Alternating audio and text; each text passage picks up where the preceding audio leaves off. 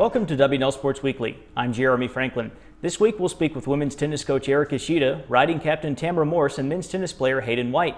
But first, a quick look back at the weekend in Washington Italy athletics. At the ODAC Indoor Track and Field Championships in Lynchburg, both Washington Italy teams finished second as Lynchburg won the men's title and Roanoke scored the women's crown. Meanwhile, the wrestling team placed 8th at the Centennial Conference Championship at Gettysburg. At the ODAC basketball tournament in Salem, the men's team fell to eventual champion Virginia Wesleyan in the quarterfinals, while the women lost to the top-seeded Marlins in the semis. Baseball picked up its first 2 wins of the season, sweeping a home twin bill over Maine Presque Isle, while women's lacrosse topped Stevenson and men's lacrosse fell to Denison. And riding placed 4th at the Virginia Invitational. I'm now joined by women's tennis head coach Ishida. Eric, welcome back to the show. Thanks for being here. Thank you, Jeremy. Tell us a bit about the competition that the Generals will be facing at the ITA National Indoors this weekend in Indiana. Oh, it's going to be great competition. They invite the top 20 team or top 8 teams in the country, and the field this year is very deep. I really like the timing of this tournament. We've had a month of practice, and I think we're geared up for some competition, and we'll still have time to make some adjustments afterwards if we need to, but it'll be a great experience for our team. One of your rookie players, Sonia Meehan, finished 5th at the ITA Small College Championships back in the fall. What kind of impact has your first-year class had on the program already? Oh, Sonia's done a great job. She, this fall she really turned it up and represented us very well at the ITAs, and we were excited about that. And the freshman class overall has really brought the level up of our practices, and combined with our senior group, it's been the best practice level that we've had. And our middle 2 classes are also stepping up, the sophomores and juniors. So overall, we're very healthy and we're playing at a very high level. So we need to make sure that we continue that when we get to some tough competition. You talk about tough competition. Washington Italy will host the Fab 5 tournament toward the end of March. What kind of opportunity is that for your team? Oh, that's another great tournament for us to jump into. We're going to play number 1 Williams, number 5 Tufts, and number 3 Emory. So a very tough schedule there. But we'll know a lot about our team afterwards, and again, we'll have time to make some adjustments before nationals if we need to. But a great learning experience, and we're just very, very pleased to have those great teams come in to Lexington. What can Washington Italy accomplish in 2012? Well, we obviously want to take care of our conference and do the best we can there. The ODAC has continued to get better each year, and that's our first priority. And the non-conference schedule, is very difficult, and I think that'll get us ready more for the nationals. And last year we got to the quarterfinals, and we'd like to better that if we can. Eric, thanks for being here. Best of luck in Indiana this weekend. Thank you. With me now is Tamara Morse, senior riding captain from Bristow, Virginia. Tamara, thanks for being here. Thank you. You finished as the High Point Rider champion at the UVA Invitational this past weekend. That result means that you've won the Cacchione Cup for the 2nd straight year. How pleased have you been with your performance as a senior? I'm really happy with how my season went. I think I had overall definitely the most consistent year so far. I laid down some very strong rides. There were definitely some mistakes I'd like to take back, but overall I think I rode really well. I had to miss our first regular season meet for an individual competition on my own horse, which started me out 12 points behind my rival in the Cacchione Cup. But I was able to come back and beat her at UVA for the year-end Cacchione, which is really exciting for me. And I'm moving on to zones in the flat class. In the last 2 years, I've been 3rd at zones, and only top 2 go to nationals. So I'm really hoping to improve my performance there, finish top 2, and hopefully go to nationals in that. Last year at nationals, I was 4th out of 36 in the Cacchione, and I'm hoping this year, competing there again, I will lay down another strong performance and hopefully improve that finish. How would you evaluate the general season in 2011-2012? I think it's been a really great growing year. We posted a few really good, strong finishes for our regular meets. Most recently, we were 2nd at Sweetbriar.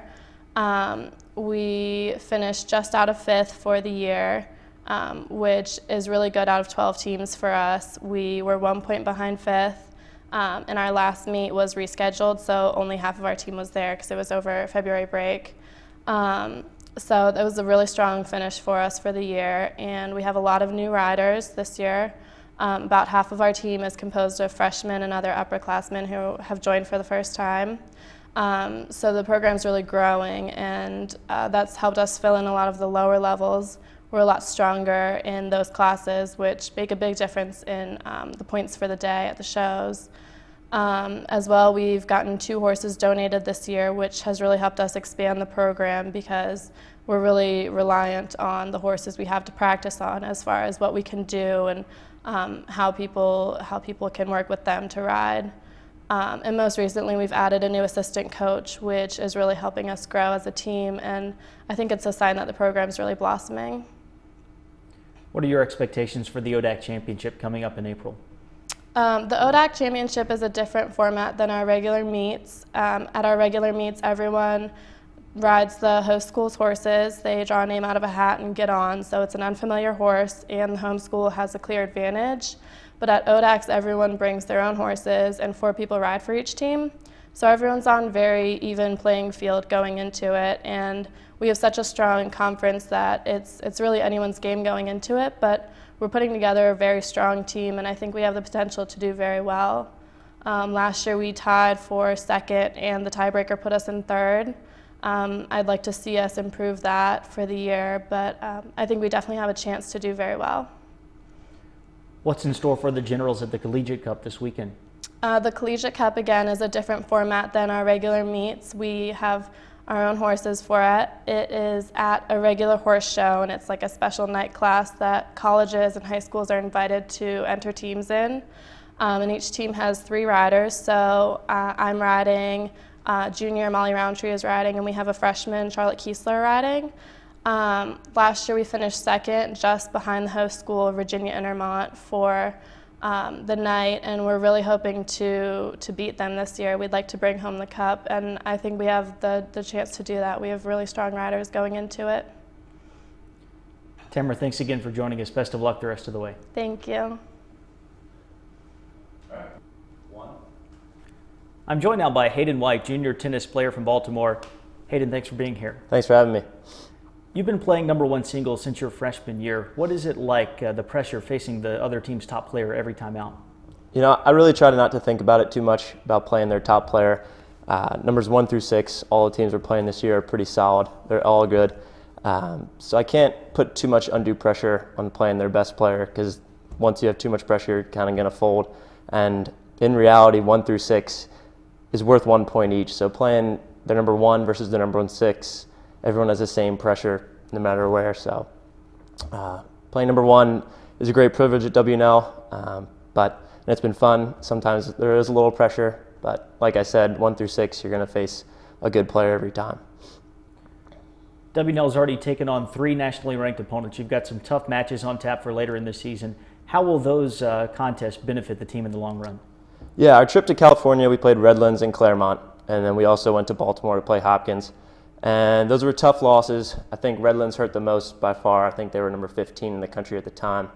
And we thought we had a great chance of going in and winning, and even coming out. If we played them again, I think we would have a great shot at beating them. Unfortunately, a couple matches didn't go our way. Michael Goldstein at number 2 had a tough loss in the third set. I lost 7-6 in the third. 2 of those matches go a different way. You know, we come out on top. So it was a great trip in that it was a great learning experience, and we learned that it was an eye-opener and that we still have a lot of improvement to make. But at the same time, we have a lot of potential on our team. We played Claremont, and they're number 3 or 4 in the country, and they were pretty worried that we could take a couple more matches from them. And, you know, it shows that we are right there with the best teams in the country. It's just a matter of putting it all together all at once. You've got a very experienced roster as well, 6 seniors, and you're one of the 2 juniors on the team this season. How will that pay off for Washington and Lee? We are a very experienced group, and I think our leadership is an asset. Jeremy Becht is our proclaimed captain, but he's also had a lot of help with other seniors stepping up with leadership roles. Mac Davis is probably the most vocal leader on the team. Michael Freeman and Ben Fass are bringing it every day at practice, and then Johnny Gregg and I are also bringing it as much as we can at practice. And I know we're juniors, but I like to think we're pretty good leaders too. And like you said, we've had a lot of experience, particularly in the ODAC, and hopefully that carries forward. We can teach some of the freshmen the ways of the ODACs, get them through it. Should be a good season, but I think our leadership is definitely an asset this year. What are the goals for the team this season? For this season, I think, like Eric said, we need to win ODACs. That's priority number one. And then going forward, compete as best as we can against the best teams in the country. We have a lot of potential. It's just a matter of putting it together. I think we could make a deep run at NCAAs. I think there's a bunch of players that could make NCAA for individuals. But the immediate goal is just to put it all together match by match. We have some matches against some ODAC opponents coming up, and we've had some great history against the ODAC teams. Just putting it together against them, one shot at a time, overheads, volleys, just putting them away and just playing like we usually do. Hayden, thanks again for being here. We wish you luck this season. Thank you for having me. All right. All right. Perfect. Thank you. It's time now for a look at the upcoming weekend. Women's tennis heads to Greencastle, Indiana for the ITA National Indoor Championship hosted by DePaul. Back in Lexington, both tennis teams will host ODAC matches against Randolph-Macon and Virginia Wesleyan. On Saturday, the track and field teams will compete in Virginia Tech's last chance meet. Baseball will open up conference play with a home doubleheader against Emory and Henry, while men's lacrosse faces longtime rival Washington College at Wilson Field. Now ranked 13th in the country, women's lacrosse pays a visit to numbers 6 Franklin and Marshall, and riding competes in the Collegiate Cup at the Virginia Horse Center. Women's tennis will continue play at the ITA Nationals on Saturday and Sunday. Also on Sunday, the tennis teams take on ODAC foes Emory and Henry and Guilford, and baseball entertains Gettysburg with the 2 o'clock first pitch. For WNL Sports Weekly, I'm Jeremy Franklin. Thanks for watching.